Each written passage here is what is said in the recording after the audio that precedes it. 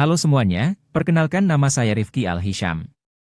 Dengan NIM D1A021275, akan menyampaikan mengenai proses hukum acara pidana, laporan polisi hingga penyidikan polisi.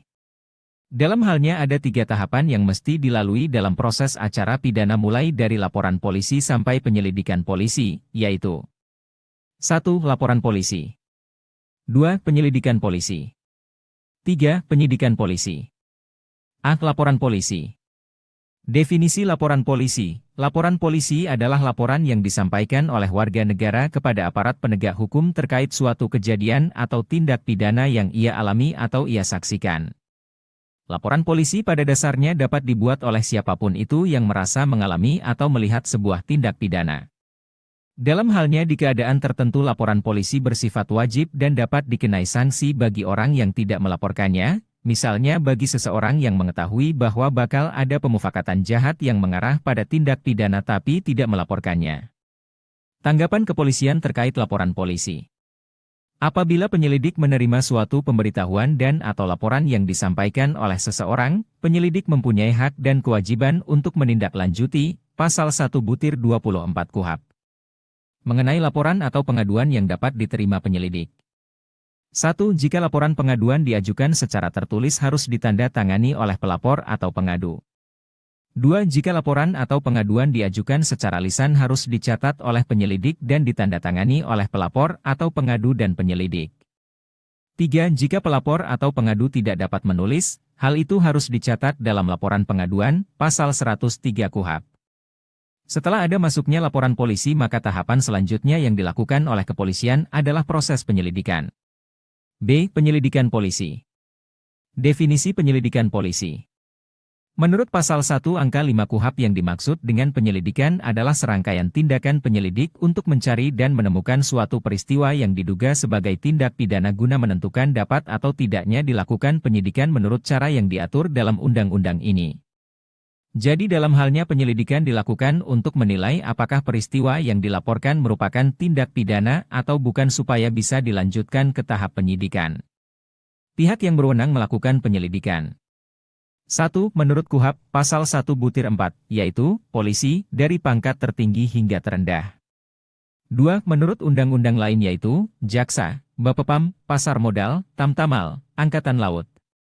C. Fungsi dan wewenang penyelidik. Berdasarkan pasal 5 KUHP menjelaskan terdapat beberapa fungsi dan kewenangan penyelidik, antara lain. 1. Menerima laporan atau pengaduan dari seseorang tentang adanya tindak pidana. 2. Mencari keterangan dan barang bukti. 3. Memeriksa seseorang yang dicurigai. 4. Mengadakan tindakan lain menurut hukum yang bertanggung jawab. Di akhir penyelidikannya setelah penyelidik melakukan serangkaian upaya penyelidikan, penyelidik wajib membuat berita acara dan melaporkan kepada penyidik di daerah hukumnya, pasal 102 ayat 3. Jika suatu peristiwa yang diselidiki kemudian diputuskan sebagai tindak pidana maka laporan tersebut bakal dinaikkan ke proses penyidikan, sedangkan apabila bukan, maka akan dilakukan penghentian penyelidikan. C. Penyidikan polisi. Definisi penyidikan polisi.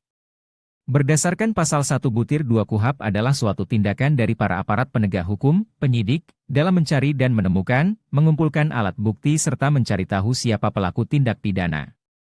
Pihak yang berwenang melakukan penyidikan. 1. Polisi, Pembantu Letnan 2. 2. PPNS, Penyidik Pegawai Negeri Sipil, 2. B. Sarjana Muda Pangkat Minimum. 3. Undang-undang lain yaitu, jaksa, untuk tindak pidana khusus seperti tindak pidana korupsi, tindak pidana subversi, tindak pidana ekonomi. Prosedur dan tahapan penyidikan. Setelah suatu peristiwa ditetapkan sebagai tindak pidana, maka selanjutnya dilakukan penyidikan untuk mencari bukti-bukti yang bakal memperkuat status pelaku sebagai tersangka. Secara garis besar tahapan penyidikan dimulai dari 1. Penetapan tersangka. Jika ditemukan cukup bukti atau indikasi kuat, polisi dapat menetapkan tersangka yang diduga melakukan tindak pidana. 2. Pemeriksaan saksi dan pelaku. Polisi melakukan pemeriksaan terhadap saksi dan pelaku untuk mengumpulkan informasi dan bukti-bukti yang dapat digunakan dalam proses penyidikan. 3. Penggeledahan dan penyitaan. Jika diperlukan, polisi dapat melakukan penggeledahan dan penyitaan barang bukti yang terkait dengan kasus. 4. Rekonstruksi kejadian. Polisi dapat melakukan rekonstruksi kejadian untuk memperjelas kronologi dan mengumpulkan bukti-bukti yang lebih kuat. 5. Pembuatan berita acara. Setiap tahapan penyidikan akan dicatat dalam berita acara yang akan digunakan sebagai bukti dalam persidangan.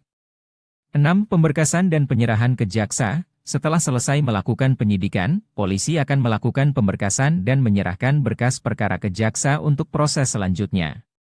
Namun apabila ternyata dalam proses penyidikan tidak ditemukan cukup bukti, penyidik kemudian dapat menghentikan penyidikan demi hukum. Penyidik memberitahukan penghentian penyidikan kepada penuntut umum, tersangka dan keluarganya.